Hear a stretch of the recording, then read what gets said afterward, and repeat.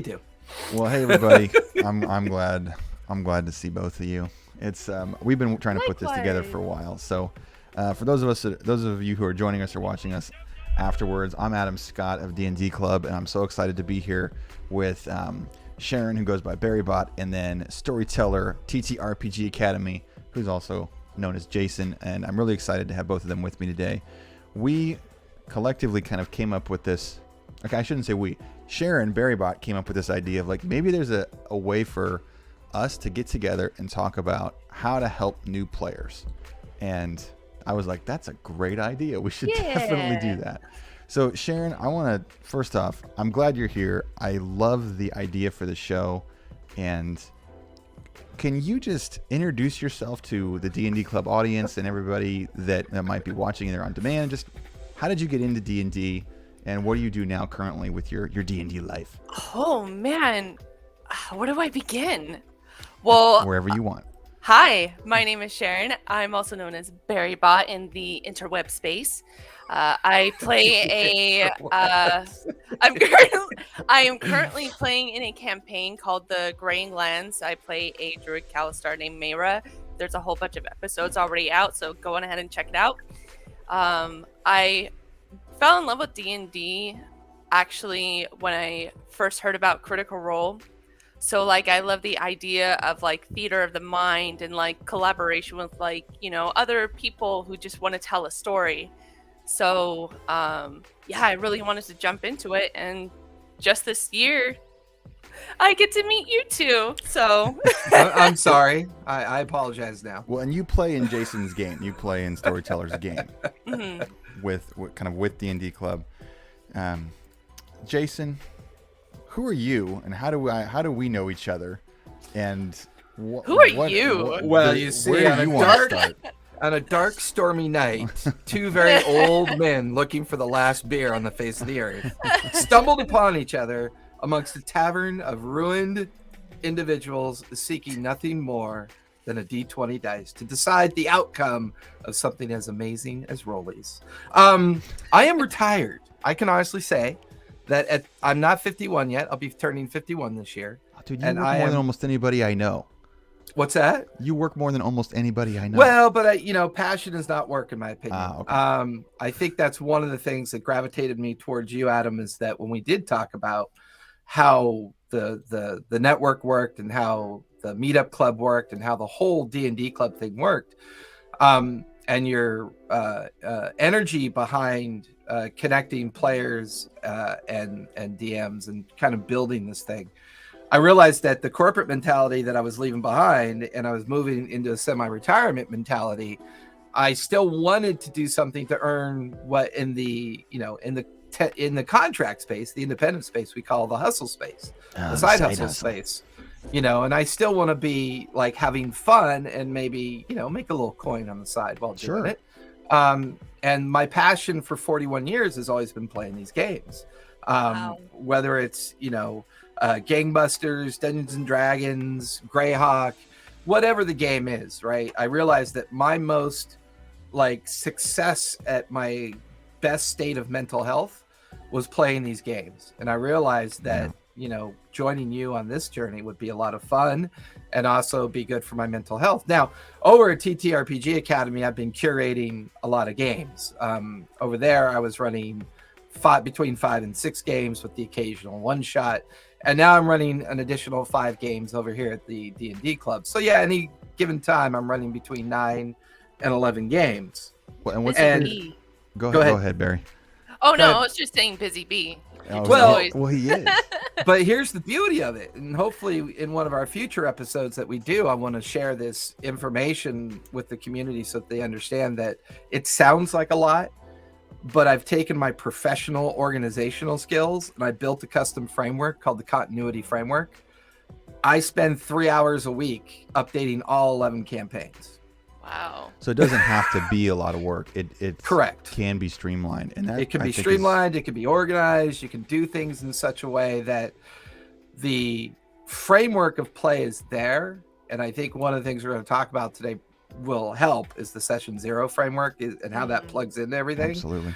But to me, my play space is watching the players be energetic and really kind of bring the table to life. And really all I'm being is the referee. So I'm taking 41 years of passion, offering tables up through the D&D Club, as well as curating tables through TTRPG Academy with one simple mission statement, which is teach, learn, and play for the purposes of our mental health. That's been my moniker and my mantra for a very long time. And now that I'm no longer under that corporate umbrella, I've gotten my empathy muscle back. I've gotten a lot of my good emotions back. And Adam's laughing because he knows. And to a certain degree, man. Sharon, who is in the corporate environment, Adam's outside the corporate environment, and I'm newly outside the corporate environment. There's three very like minds here, in my opinion. Yesterday, I had a conversation with another person in our space. His name's Brian. He goes by the Bearded Nerd. And we were talking about how role-playing games can definitely be a chance to work on one's mental health, connect, build stories together, and find things out about yourself maybe you didn't even realize. And the topic today that we really wanted to get into, and this is something Sharon brought up, and I think it's a great place to start. It's the idea of a session zero. Because what I've seen with all the different groups I've worked with is that everyone brings their own. There's a time where you need to figure out what the ground rules are, how to help each other, and how to work as a team. And there's no better way to do that than during a session zero. So today's really going to be targeted toward a discussion around helping new players and DMs who either want to work with new players or newer DMs understand what a session zero is, and have some techniques to approach it in a specific way, so that it's not just like, hey all, we're here to play some D&D.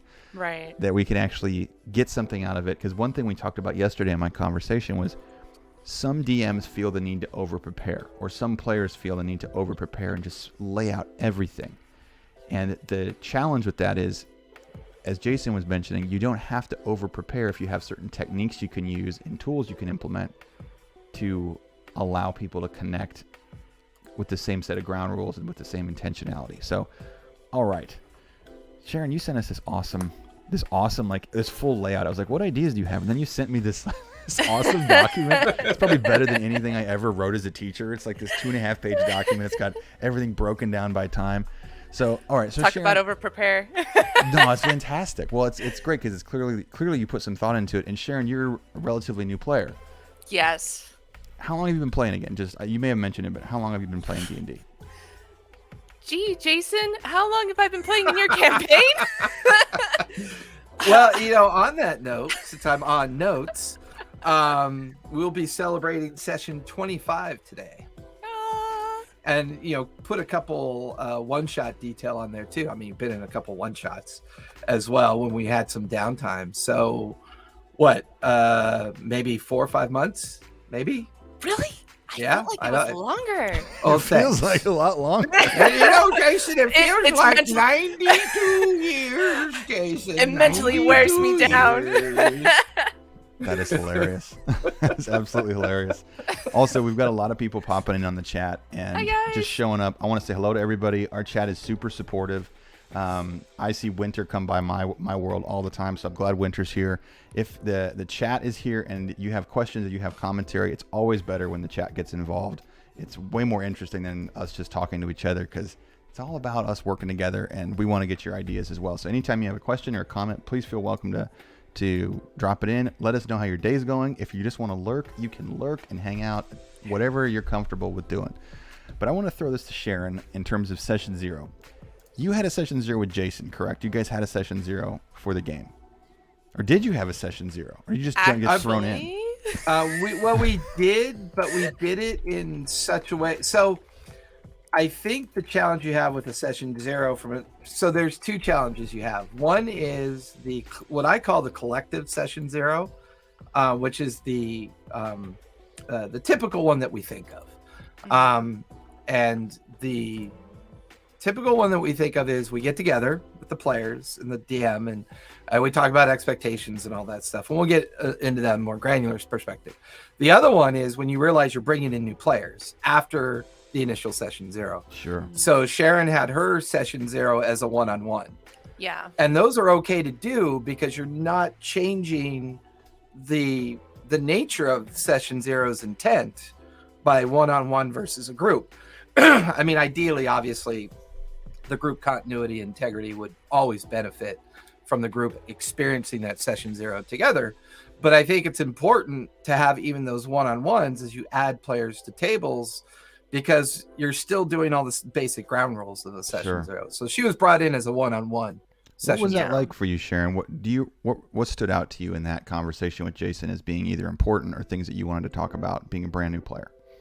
Well, I don't know. Since it was like my first time jumping into D&D, I was just kind of like nervous about just everything about it. There's a lot of moving parts, and I was just like overthinking so many details. But once I actually got to sit down and talk with Jason and like the ground rules and how the vibe of the table was going to be like, it made it more comfortable for me to jump in.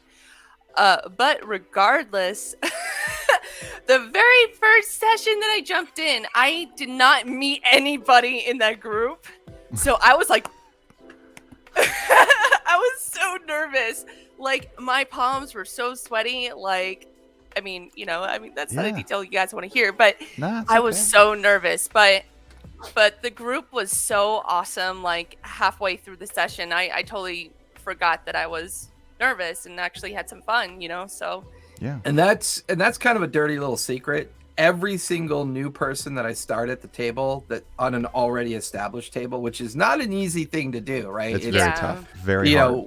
One of the reasons why I do those one-on-one 0 sessions is to better prepare everybody for the expectation. To a certain degree, my feedback loop with the table is very important to me when we start having the conversation about bringing in a new person.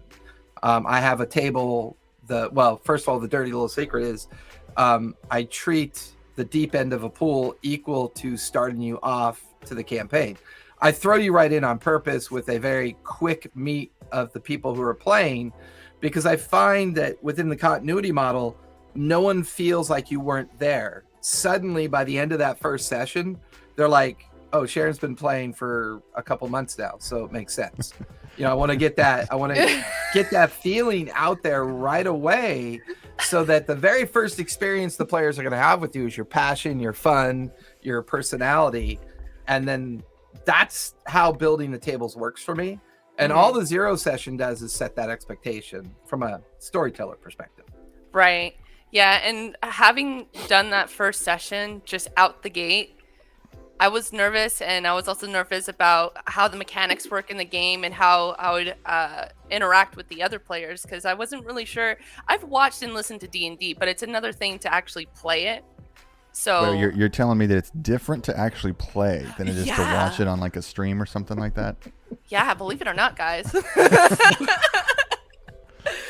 But all in all, it's fun. And if you have a good table and a good DM, it's smooth sailing. And there's actually players that will actually help you figure out how the mechanics are done. So what makes I'm really a good table grateful for that. Like, what stands out to you is like, these are things that you're enjoying either with your group, or things that qualities in other people that make it quote unquote good.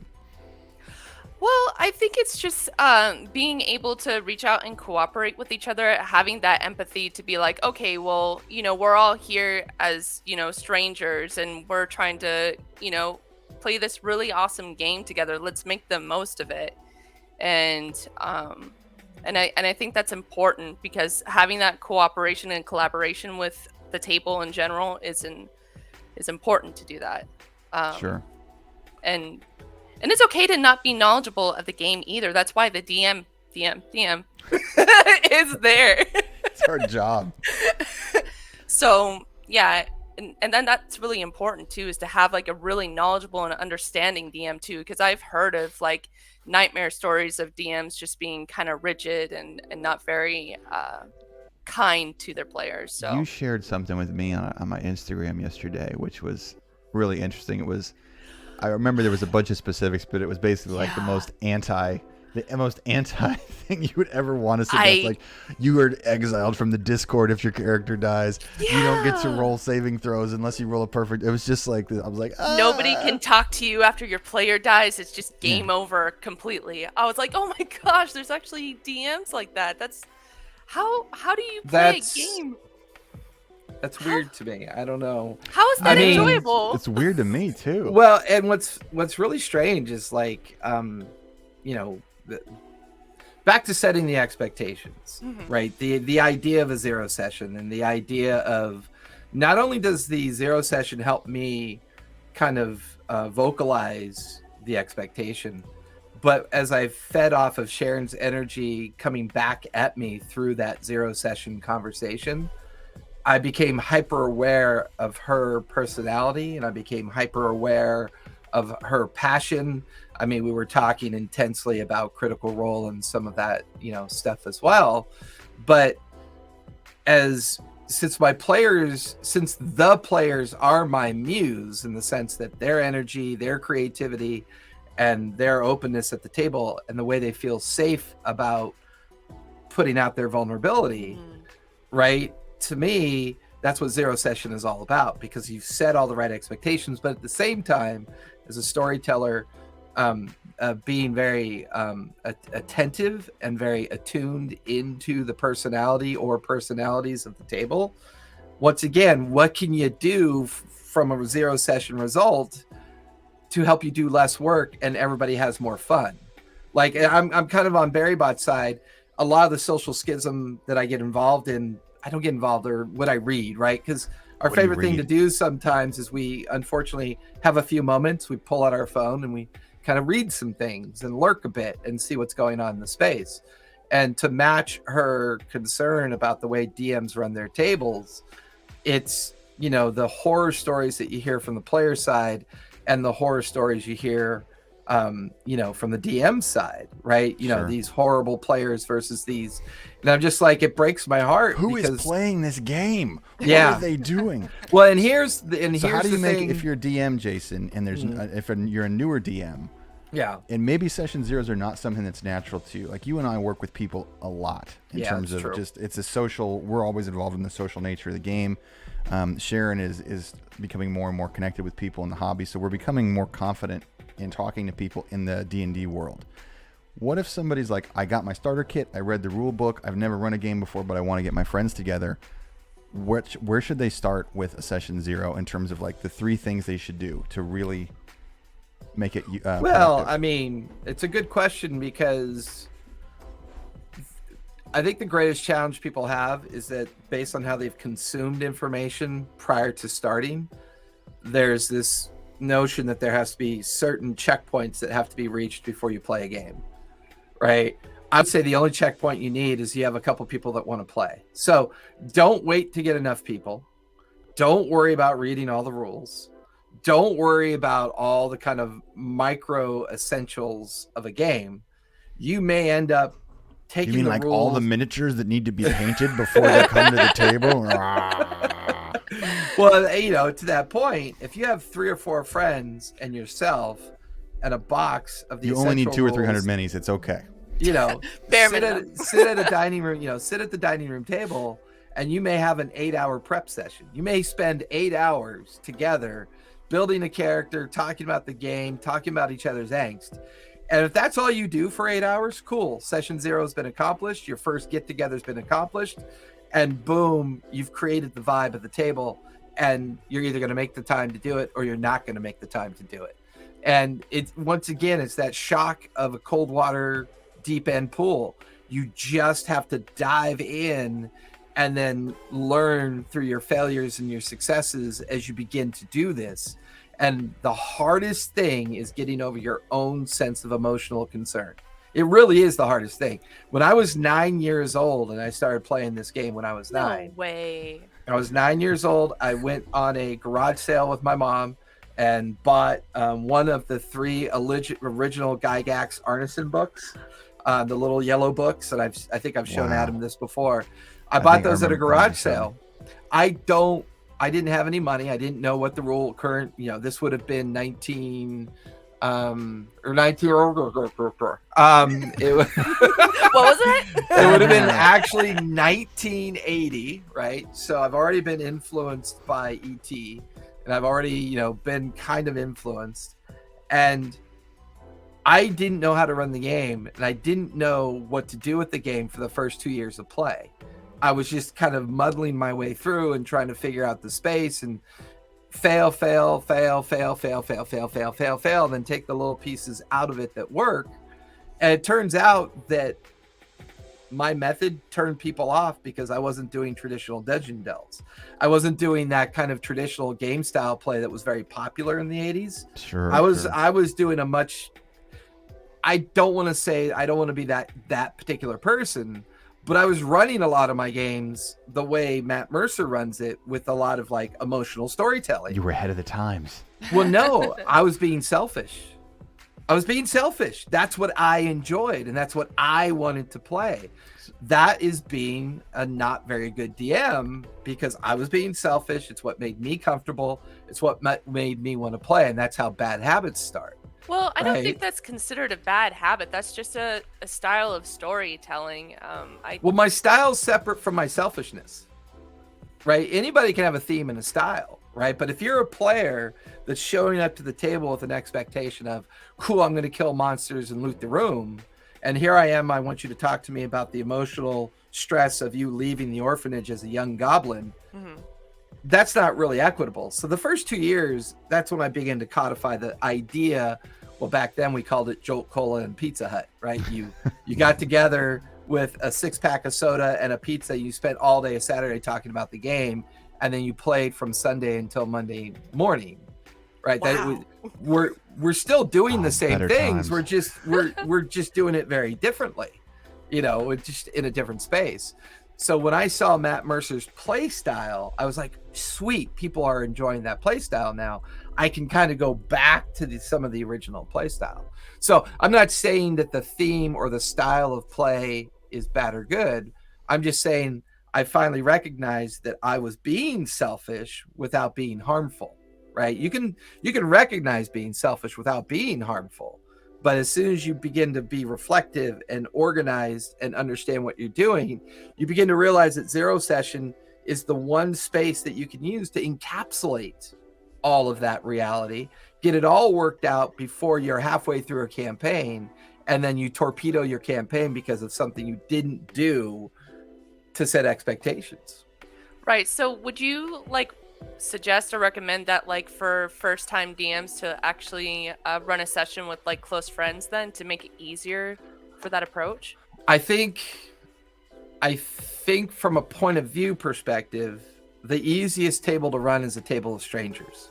Really? Because there's no preconception, there's no angst, there's no expectations at all. You have people who have heard of the game and they want to play. So everybody can explore it equally and be as nervous equally, right? If you play with family and friends, these are your family and friends that you have years of time with. Mm-hmm. All the angst is on the DM, all the nerves, all the concern about how they're going to view this and how you're going to be hyper aware. You've got one shot to yeah, right. You got to prove to the world this one time this doesn't suck. Yeah, and that's why I think all of my favorite games are my table of strangers, mostly because I'm a bit of an extrovert when it comes to meeting new people. I'm the guy that walks into a room of 100 strangers and walks out with 100 friends. That's just the way my personality is built. Go in, hey, you want to play some D&D? hey guys, do you want to get a Vorpal sword and some mithril armor and take on some Durgar? It'll be lots of fun. Let's go. Oh, that's interesting, though. I noticed... Oh, go ahead, Sharon. Oh, no, because I would have thought that it would have been more comfortable to do it with friends, because at least you get to know them and you give them more of an understanding of the game beforehand, and then they sort of have an idea. But to me, I'm an introvert. I don't know if you guys could tell. But to me, I kind of put other people's expectations top tier. So I'm always thinking oh, what are they going to think about this move, or oh, what are they going to think about this storyline, so but it has a lot to do with not overthinking. So and I think that goes for both players. So I have a question for you as a player. I've always wondered, when you make your way through the Zero Session conversation, I know you don't have a lot of different evidential situations to pull from. Yeah, I know. Because obviously you're just getting started yourself. What, as a player, when you hear the term Zero Session, what immediately runs through your mind? Well, when I first initially thought of Zero Session, I thought I was actually going to have like a table session with all the players and the DM and just kind of feel each other out and like do like a vibe check essentially. But I got dunked into the deep end, but that's okay. It was whole fun. stream. It's like, well, here's what you should do, but we get it this whole different way, and it all worked out. So I don't know. Well, no, because that's a good point, because I think a lot of times players are a little bit intimidated to give feedback to their storytellers or DMs or GMs. They're not really sure what to do. I can tell you with 100% transparency, I not only feed off that, but I require it. If I don't get feedback either post Zero Session or post session, I know I'm missing out on very valuable information that could be very pertinent to the continuity of the table. That's why I like to ask that question, because there's always the expectation of what you think is going to happen versus the outcome of what actually happened. And the only way we all get better as both players and DMs, GMs is the idea, okay, what can we work on and do a little bit better, or what can, and being anxious and not knowing anybody, that anxiety is easier to cure than a 10-year relationship with a cousin. It really is, because you're going to see your cousin all the time. And the next time you're, at a family dinner and your cousin's there bitching at you about how you killed his character, that's just a continuation of your concern. But meeting someone brand new for the first time and helping them walk through that anxiety and through the anxious nature of the game, to me, that is the very kind of like omnipresent thing that's the most important part about the table, which is, if it's a healthy table, that anxiety is going to be gone after the first session. Right. That concern is going to be gone. The safe space, the everything that was spelled out in the Zero Session to give everybody equal expectation is going to undo what Golden Cheesecake is talking about. That angst and that worry and that concern. I was talking to Mike from the game that you all are in together on Saturday nights.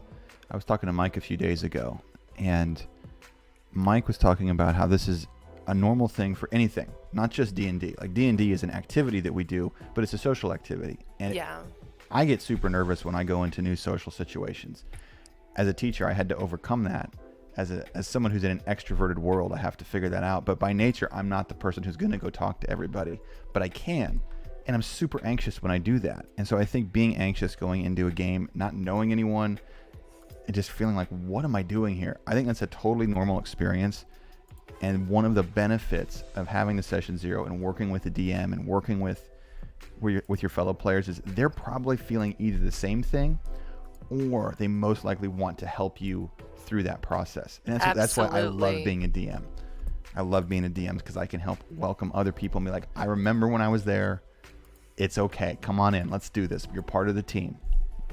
Well, I think having that anxious expectation is far more equitable as opposed to having a defensive expectation. Right. Defensive personalities can be very difficult to work with. Another thing, in my opinion, that I think Zero Session helps with is that you immediately, even if it's only a 2-hour conversation as a group or one-on-one, the immediate concern of being defensive straight out of the box goes away. Boom. That way, if it's only anxiety, the table will help that anxiety go away. I'm curious to both of you, what kind of things might new players bring to those session zeros or bring to their characters that could be destructive in game? It doesn't have to be something that we talk about in a session zero per se, but what kind of preconceived notions do you think players, like their own shit that they bring to the game world that might be destructive, that we could maybe actively check when we're going into this social I want to space? hear from Sharon first, because as a newer player, I think it would be more interesting to know that. Well, how do I start off by one at a time? So there's one asshole I met. Well, I mean, I haven't really encountered negative player experiences per se, but like I have been told that like when you build a character, like you shouldn't create a character that's like mirror image of you, because it kind of makes it sort of chaotic when you're playing in game, I guess, and you take things more personal if you just have you yourself in the game. But what's interesting about creating a character in general is that you're taking just a small part of yourself and putting it into this person. And I think it's cool because you're able to kind of think outside of yourself, but also kind of like learn things about yourself when you create a character along with the table as well. But yeah, I would probably say the only negative thing that I could think of is just putting a mirror image of yourself in the campaign. What do you think about that, Jason? Well, you run a lot of games. What do you think about that avatar that's too close? Yeah, I mean, it's the age-old adage of, are you playing this game because you want to escape real life? Or are you playing this game because you find it entertaining and you find you already have the personal confidence that your personality needs to be your character because that's how you want to play it? Are you playing this game because you've never played it before and you're trying to figure it out, right? I think I always, in my zero session expectations, I always offer up advice in the sense that in case you want to feel separate from your daily life, focus on a character that makes sense. But what's going to happen as your character evolves, a little bit of you is going to bleed into that character anyways, whether you realize it or not. It's going to happen automatically. So be aware of it. If you want to build a character that's exactly like you, be aware that what you're then doing is setting the expectation up that as people role play against that character, you're going to begin to take it personal. Right. Because you've decided the character is you. Therefore, if people's role playing is seen as negative or challenging or emotional, right, clearly that's how they feel about you. So that's one of the reasons why I've always offered up the advice of maybe don't play yourself. Start off by playing something as a safe place to play a personality that in the real world would never be tolerated, right? Or play somebody that you feel like is endemic to a personality flaw that you have in real life, and play out that personality flaw as a completely different person so that you have a safe place to exercise some of those demons without taking any of the responses too personal. So, I mean, I always caution in the zero session, I don't want you to not play yourself because I don't think it would be fun. I would be concerned about the mental health of the player who's playing themselves and having a hard time differentiating in-game responses to the player as to whether or not it's relative to their personality. You know, you don't want to create a toxic environment simply because you're letting somebody play themselves and they just weren't prepared. Yeah. Right. And have you ever had a player do that? Oh, absolutely. How were you able to navigate that? You don't. It's a self-destructive pill. There is no navigation for it, because if they're incapable of being open to the idea, right? You know, being open to the idea that what you're doing is a game space, and gaming and gamification of your time and gamification of whatever you're doing. If you can't healthily separate that, then there's something else going on in your life that's bleeding into that space. Now, I'll provide guidance, one-on-ones, and I'll try to figure out if it's something that I can help with. But a lot of times there's something else going on that you just can't get to. And for the most part, a lot of those people end up dropping right away because they're unwilling to accept the safety of the table, and they're unwilling to accept the safe space of the table, and therefore, you know, they leave. Do you think it's because they see D&D as a way to kind of, I guess, therapeutically figure out their problems, I guess? I mean, because they're trying therapy is a two-way street. Yeah, right? But you have to be willing to expose your vulnerabilities while accepting reflection at the same time. If all you do is expose and never accept reflection, then it's not therapeutic. And I will easily help someone find a table, you know, and say, as part of my zero session, you were there. If my table doesn't fit, I will find you one that will fit you. I think you both just hit on a really key point about the way players can approach the game that can lead to positive results for not just themselves but for everybody.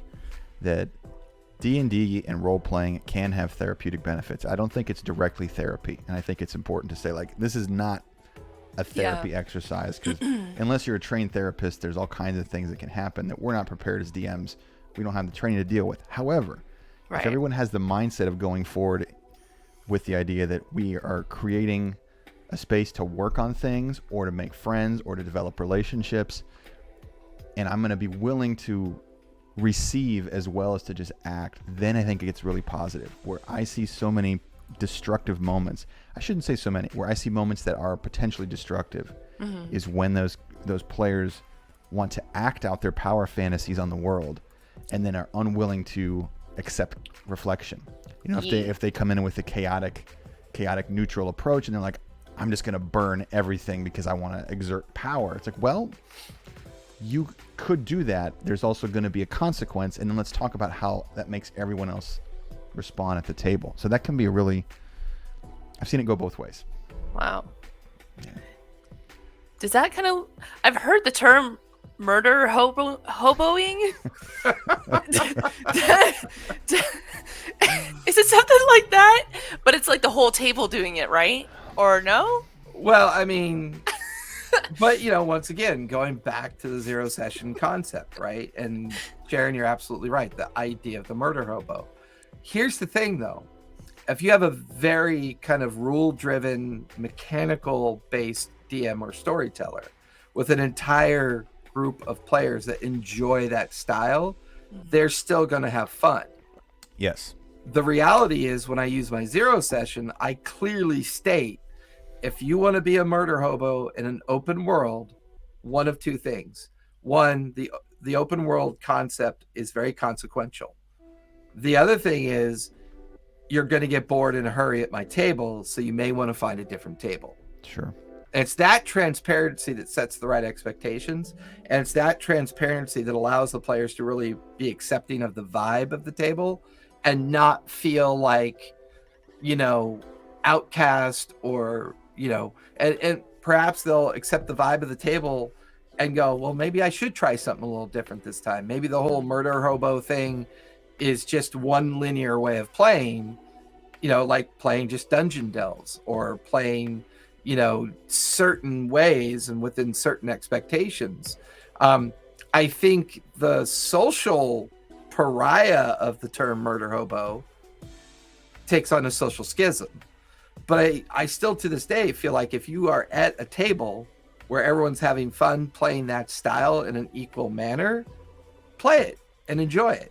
See, I ran a Star Wars one-shot one time where they were a team of bounty hunters and they were like going into this installation, this Imperial installation, and everybody died. I mean, everybody died.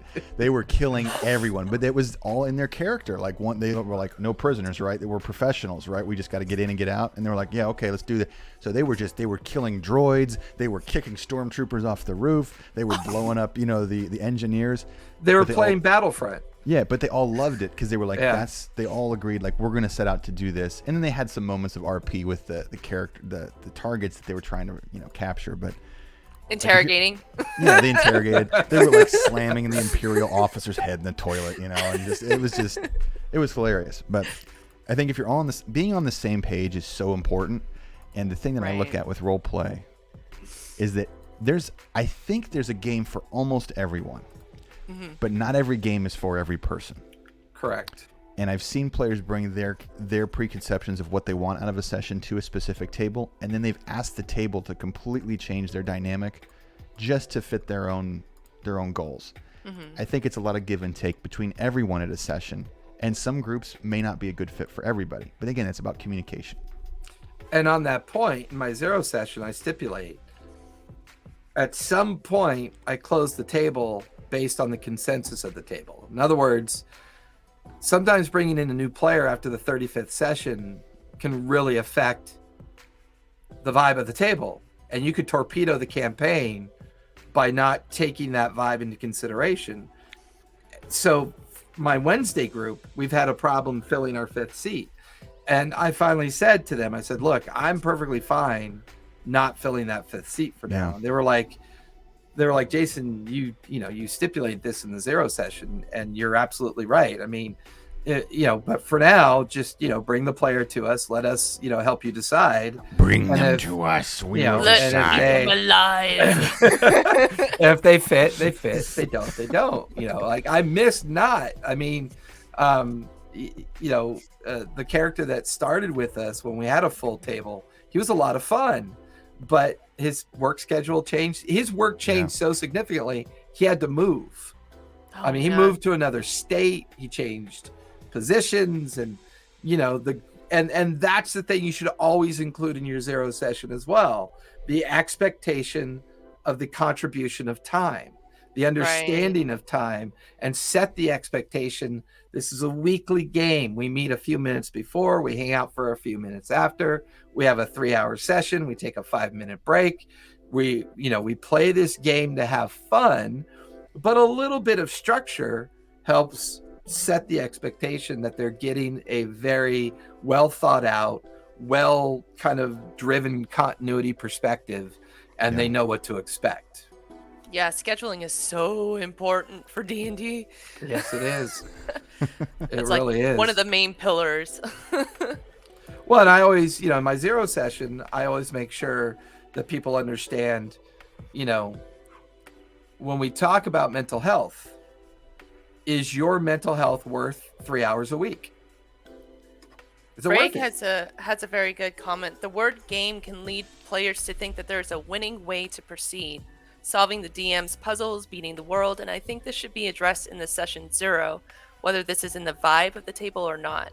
Managing expectations of behavior, game style, technical requirements, content warnings, and session logistics during 0 is vital. Was there warnings that you gave me, Jason? I might have missed them. Actually there were. And to Adam's point in our earlier discussions, this is an amazing question or amazing point. Statement, because this is something that I very transparently state in all my 0 sessions. I don't do child murder, I don't do rape scenes, and I don't do real life politics, right?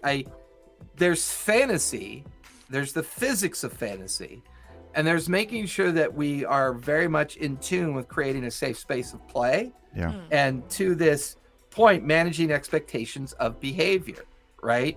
Game style, technical requirements, content warnings is exactly that warning that I just stated for my 0 my 0 session expectation.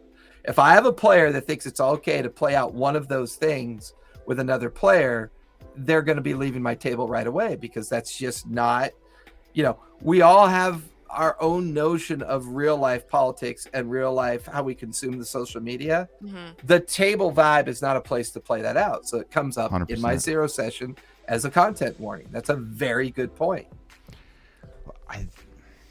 Yeah, thank you, Frank. That was really good. Yeah, it's not sad. It's unfortunate that those kind of clarifications have to be made. Yeah, I'm surprised to hear that, actually. I think it's important. I've had some dark dens. Yeah. I've had some dark dens. Yeah. It's important to make sure to have those. And like the phrase I use at my table, and when we run games, we run a lot of youth games, I just say, hey, no war crimes. We're not in the business of war crimes. And it's usually like they want to kill all the merchants and take all the merchants' stuff. I'm like, you're trying to save the merchants, kiddos. We're going to work on this. And we work on that. But it's the idea that I think some players think the world is unlimited, because that is what it says. Like in the rule book, you can do whatever you want in a role-playing game, which is true. But you're also playing with other players. And human beings have limitations, and there are social things like you mentioned, Jason. It's okay to be passionate about politics. And then as soon as that comes into the real world, when somebody's like, you know what I think of Trump, or how that Joe Biden, it's like, oh my God, no, what are we doing? And if you're all on the same page, I guess that can be okay. But if it's a mixed group of people who've never played together, or it's people who are like, I just don't, like I play D&D because I don't want to think about what's going on with the Keystone Pipeline or whatever. I don't want to get involved in that when I'm like trying to talk in a Scottish dwarf voice. Like I don't want to think about that stuff. If you bring this to the McGregors are not going to be very absolved of your opinion. Right, No, leave not it at the all. door. That's right. Well, I don't know. How do you feel about that, Barry Bot? How do you feel about stuff that should be excluded from the table? Like, hey, just leave it at the door before you come in. Just keep it separate, because then that way you'll get to have like a time out from the world and just really enjoy playing a game with other people. Like, you shouldn't bring the humdrum of like what's sucky out there into the game. You know, like, you have game problems in there. Why are you gonna bring in like, you're trying to save the world and then you're trying to bring that in? But to that point, in the zero session, to that point, so I always stipulate in my zero session with players that I don't use alignment. I've never used alignment after my first 2 years of play. By the time I was 11 and 12, I dropped alignment completely. I dropped the XP table completely, and I just went with the flow and mechanics of the game. And the reason why I dropped that is because those things create preconceived notions. Those things force preconception. Those things begin to pull in the real world to the sense that you are creating a world that may have morality issues involved, and the sense of how your player playing a character is going to interact with that world of morality that's being very immersed into. I always at least prepare in the zero session to say, look, whether you think you're a hero or an anti-hero, or however your viewpoint is of your character within a fantasy world, be aware, to Adam's point, you're playing with other players at the table, and also be aware it is a playground that is equally shared. In other words, it's not your playground, it's not my playground, it's our playground. And the idea of, making everyone feel like it's an our space, you're immediately practicing empathy and vulnerability, which means that table's going to mature in a much more progressive way through either moral questions or moral issues, or, the age-old adage, you're walking, you're traveling between two towns and a caravan's come under attack. Do you help, or do you wait until the caravan's destroyed so you can steal everything? Right? That's a morality issue that you're presenting as an opportunity to the table. They've already been warned during the zero session that morality may come in, but it's not going to come in from the outside world. Right. It's going to come in from the exercise space that you're presenting within that organic world. And that's very important to Vavrick Beard's earlier point about setting that expectation. Zero session, if the way zero session has become accepted now, if you're not using it, you're increasing risk. That's all I would say. You're just increasing risk at that point. Sure. So if using it decreases risk, give it a try and see how much of that risk gets decreased, and see if your campaigns last longer. Right. Then obviously use the parts of it that make sense. That's what it's about. It's about being able to get a game together regularly and continue playing, and that's why I always say role-playing games, it's more about relationships than it is about the game. Because if you don't have the relationship, you don't get to play. Yeah. We had one player who came into one of our games who's a good guy. This guy, like a good guy, he had never played role-playing games before. He came in, and it was a group that was still kind of, coalescing, but there were people in and out, but there was kind of a core group. And he came in and he stole something from the cleric. Never a good decision. And then he proceeded to try to do some really cool thing in the game world and failed his role miserably and ran into basically a level boss that I was rolling with. And I was like, well, he has triple attack, so you're like level 2, so you're in trouble. And I almost killed him straight out because the table was getting so pissed at him because he was just like, I do this, I steal that. And so the boss knocked him out and he was like, somebody please heal me. And the cleric's like, my cleric can't hear you. It's just too chaotic in here. So I choose selective hearing. Yeah, I just can't quite hear what you're saying. What was that? What? Oh, well, and that's a really good story because Barrybot could attest to this because of the way the Grain Lands has kind of evolved over this period of time. The open world narrative and the preconceived notion of what your character is at the beginning of that open world narrative, you're going to become a very different character by the end of that campaign. What you were at the beginning is not what you're going to be at the end. It's just, it's so organic. And I always try to give folks a heads up within the open world narrative. And a really good example I like to use is that after the Soviet bloc fell, the Berlin Wall came down, they they showed a group of Russians shopping at one of our supermarkets, and they stood in front of a open refrigerator with 25 different choices of hot dogs. They stood there for 2 hours and then left without hot dogs. And the problem for them, from their perspective is, the problem from their perspective is, back home, you get one kind of hot dog. The people's hot dog. Oh, geez. And that's what you ate. Yeah. And from their point of view, there were so many choices, they didn't know how to make a choice. So in my zero sessions, I try to remind folks it's okay to become the deer in the headlights for a few moments within the open world space, because a lot of 3 to 5 year players are used to having a DM tell them what to do. And in my zero session, I say, I don't rail. I will not tell you what to do. If I see a struggle, or if I see something that is reflexive of me to aid you, I will usually use the in-game mechanic to kind of help that sort itself out. There's a lot of times that I'll say, hey, Barry, give me, or Mira, give me a quick insight check on the situation that you're in. And then you'll roll. And then that's my way of saying, okay, there's a bit of a crutch that's needed here, but I can still use the in-game mechanic to kind of help coordinate how much of that you're going to earn through that insight check, right? And don't use D&D Beyond for those rolls. The curse is real, folks. The curse is real. Roll the 3. Ding. To Linthel's point, choice, it can be paralyzing. Yeah. And the fear of that choice creating a significant consequence to the players could be very paralyzing. But I always remind the players, this is the safest place you're ever going to have to make good and bad choices that aren't going to affect you in real life. Yeah. Right? It's a playground. It's okay to fail. Sometimes it's more fun to fail after the fact. You're like, oh man, remember when I fell on that spear and died and I had to reroll a character?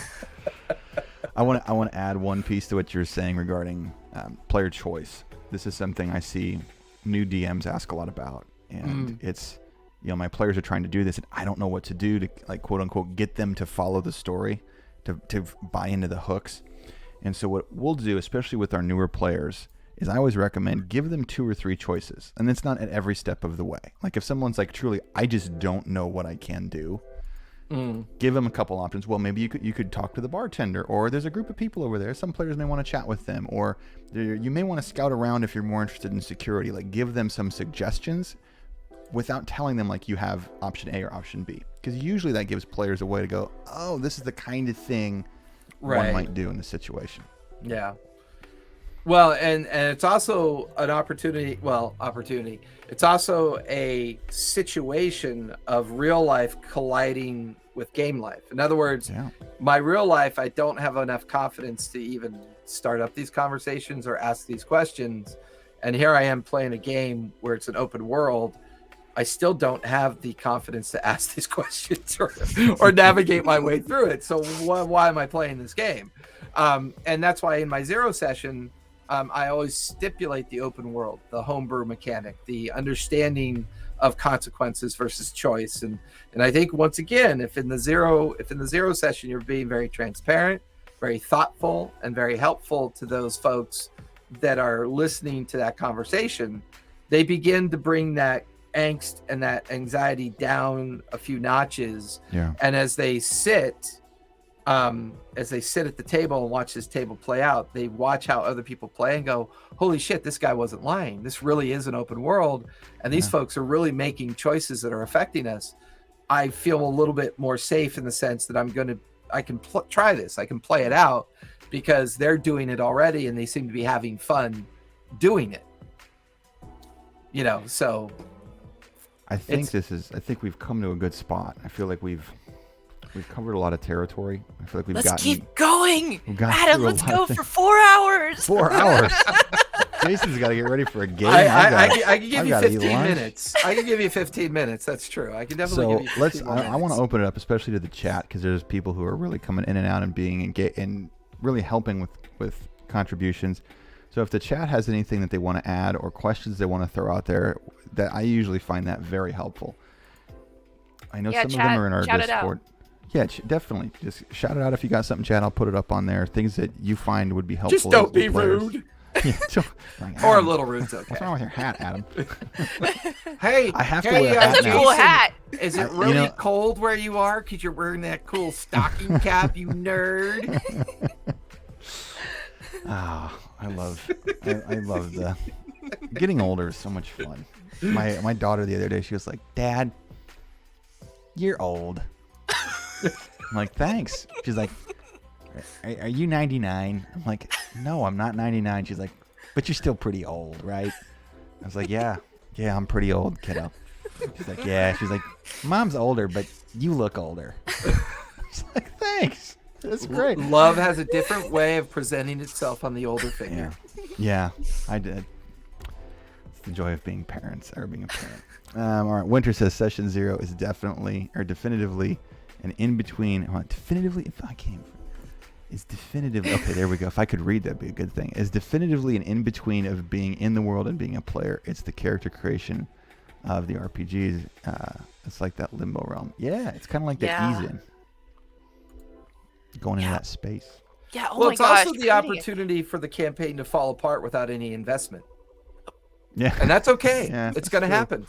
You may does. get the end of that 0 session and go, "Holy shit, these guys are a bunch of fucking weirdos. Bunch of sociopaths." It's time to move on and try again. At least that first few hours of discovery is a safe few hours of discovery, and you're not fully invested into like your 12th session when the 2 or 3 sociopaths of the group suddenly are just off the rails and the whole thing is torpedoed. Like, you know what we like? Murder. Holy shit. It's like we're in the town of the younglings. Doesn't matter. Winter's following up here for new players. Not knowing things is totally okay as long as you're willing to learn these things, from what the skill checks are to what the metagame is and how it's handled. Yeah. The key point to Winter's statement there, not knowing is totally okay. If you walk into a game and you find yourself in a space that people are like, you don't know, and it's still okay, you found a good space. You found a good space. It's a safe space to try to figure all that out. And I pretty much in the 0 session finalize or codify that notion with the player. If you're having a hard time thinking of the rule set that allows you to explain to me what you're trying to do, drop the rule and just explain to me what you're trying to do. And I'll catch a player stumbling or struggling. I go, "Hey, don't worry about it. I kind of get what you're trying to do, but just imagine it out in your mind and then explain to me what you're trying to do and we'll work it out." Right. So are some rules considered like guidelines, more or less? Like it shouldn't be the whole be game is a rigid? Guideline. Yeah. The whole game, like if you go all the way back, right? Back to when I had to park my dinosaur out in front of the local brewery to have a beer. Every intentional narrative of the game was guidelines. No one was ever going to take that 500-page rule book when it matured into that senior space of AD&D. If you memorize that as a textbook, you would go insane. You would just go insane. Yeah, for sure. Plain and simple. So the reality is that identify your core rules. And I've always gone with the rule of cool, because the rule of cool with some basic mechanics behind it will always lend to the positivity of the table. And if your focus of the emotion is on the positivity of the table and the vibe of the table as an R narrative, you're going to have a great time, whether you know everything or not, whether you're trying to learn everything or not, whether or not your experience has you questioning your confidence. By the end of one of my campaigns, your confidence is going to be surreal. It's going to be absolutely surreal. And a person that comes to mind who's going to be playing in my live Monday studio games, we're going back to the land of Isilra in Vasselheim. Carolyn, who's going to be playing a character, absolutely refused to be on camera.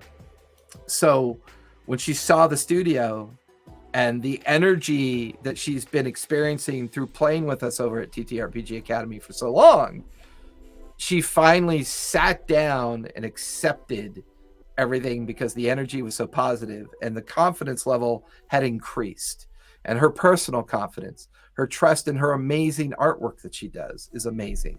And she's just now in this space where what was always looked at as something weird and kind of introverted, bizarre behavior has become her confidence building space, that she is now a totally different person than what she was a year ago. That's Right. the outcome of these games.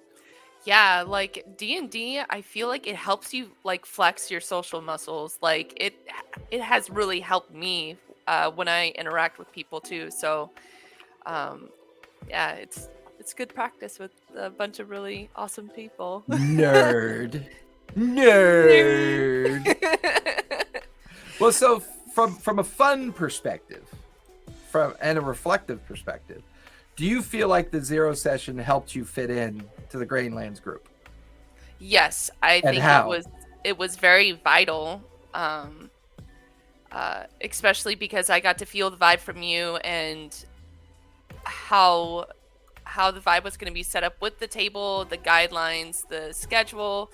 It gave me a better perspective of how things were going to play out. And then once that session that I got dropped into was done, like I immediately understood that, okay, it's not so scary. This is actually fun. So yeah, exactly, Winter. Positive vibes, positive mindset. It does wonders to the experience, overcoming fears and insecurities. Bingo. Feeling safe to opening up.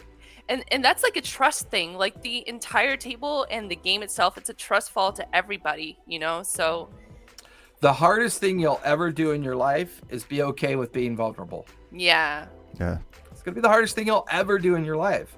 Whether it's with a partner in real life, whether it's with strangers at a table, whether it's taking a chance with a conversation, whether it's, taking a new job, whether it's moving to a new city. The only way that we can have shared experiences with each other is through our vulnerability.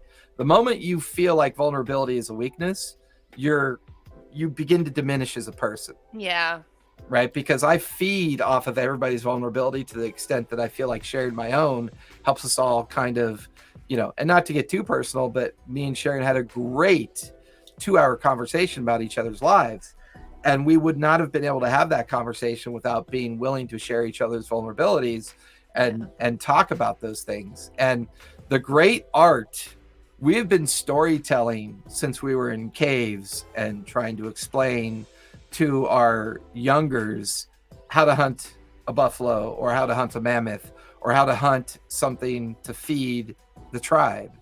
And the storytellers were people who told these stories not from the vantage point of my way or the highway, but this is a story of how things are working.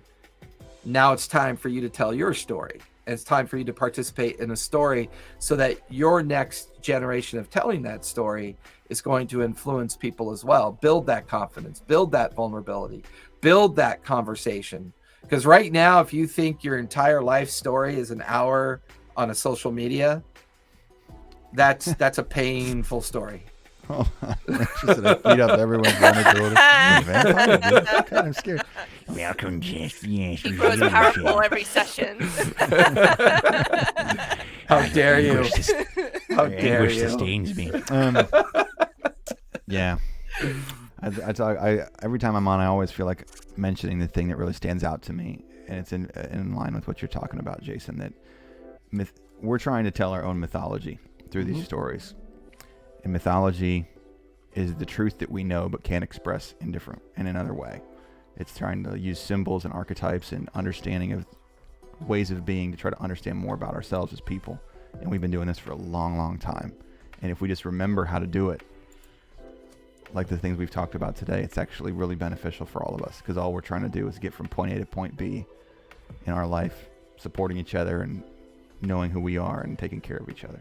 Yeah, and in a way, because I got to bounce, and I'm going to let you and Sharon kind of finish up. In a way, you could play this game for years for free, so don't let the angst of the cost worry you. In a way, find a group of strangers that are just as anxious about playing as yourself and share that anxiety together. And then the third and final thing, just pick a day to play. It doesn't have to be a good day, a great day. It doesn't have to be perfectly timed. But just the idea of playing game is so important to our mental health that without that alleviation of concern, without that alleviation and practice of being vulnerable and accepting the vulnerability of others to become more confident as a group, you're essentially missing out on a huge spectrum of what it means to be in the humanities space. And I think at some point in the future, we'll make that as a topic, the mental health topic. And we can talk about that as storytellers and players and stuff like that. But I'm going to let you two finish up because I got to get prepped. I've got to do a couple things to get ready. But I really want to thank Winter. Those are some amazing statements. Vrac, the Vrac Beard, amazing. And I know we're going to curate this either on YouTube or some other space for this people will to be rewatch it'll be video on demand on Twitch, on the D&D Club Twitch, but I'm also going to load everything over to my YouTube, so everything we do on here is archived, so you can keep track, and I'll put it in a playlist for everybody. Cool. All right, bye everybody. Thank you. I had a lot of fun. Here. I'll see you. See you next Saturday, and we'll have a new topic for everyone. Next so thanks Saturday, everybody same for time, coming 12:30 out. Eastern. We'll see you next week, Jason. See you guys. Bye. Right, see you, man. Oh man. Well, good. Now that he's away. Yeah, let's talk a bunch of shit about Jason. No. I'm glad that we were able to chat for a little bit afterwards to wrap up. I do have to go here in a second because I actually am having another conversation with one of my GMs here at about 2:00. So I want to make sure to be able to send them this stuff so we can follow up in a bit. But what are you thinking right now? This has been really our first extended chance to talk on the D&D Club Network. Where are your thoughts at? I think this is a pretty positive outlet to get people to know and understand D&D. Because initially, when I first wanted to jump into D&D, I was very intimidated about playing in the first place, and there's just so much to catch up on, and I'm always tempted to just get all the knowledge and just crunch it in, but then you get overwhelmed, and then also just having to meet new people is always a scary experience, but once you get over that fear, it becomes such a rewarding experience, and I want everybody who wants to play D&D to feel that same way, because it will always be scary at first, but once you get over that fear, it's amazing, and you you won't regret it. So the whole point of the show is to drop that illusion of it being intimidating. It's fun. There's a whole community out there for you. So yeah. I feel like I always like to end on a note that I think punctuates what we've talked about. I think that's a great place to end, because that's what this is all about, and I think you expressed it definitely better than I could. So we'll be back on next week, 12:30 Eastern, 9:30 Pacific on Saturday. And I appreciate everybody in the chat being here and hanging out. Yeah, thank you, chat. I really look forward to seeing you guys. Yeah, the chat's we have some really dedicated people in the chat that come on whenever D&D Club goes live. So tonight, what do you got going on tonight, Barry Bot? Well, you guys, I got this amazing campaign that's called The Graying Lands, and it starts at 4 p.m. Pacific time. You'll be meeting me as well as other players, obviously, and if you haven't seen already, Mike Mercado is also part of the table as well. And I spoke with Mike earlier this week, so several people in the chat got to meet Mike in a separate context. Yeah, so if you guys are interested, feel free to jump into our chat at 4 p.m. Pacific time. And Eastern time, what's that, Adam? 7 p.m. Eastern time. 7, yeah. Yes. It's a good time. They're good. They're fun.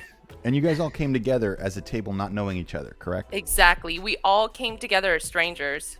But we have become a really tight-knit group, and I'm really happy to share the table with them.